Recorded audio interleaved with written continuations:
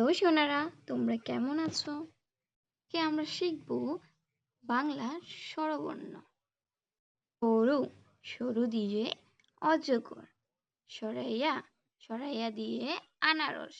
রশ্মি, রশ্মি দিয়ে ইঁদুর। দিঘি, দিঘি দিয়ে ঈগল।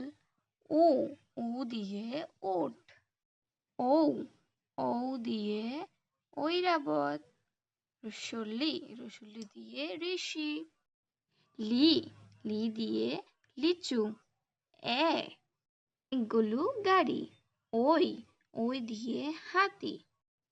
উ দিয়ে উল। ও, ও দিয়ে ওষুধ। এবার তোমরাও আমার সাথে সাথে বলো আবার।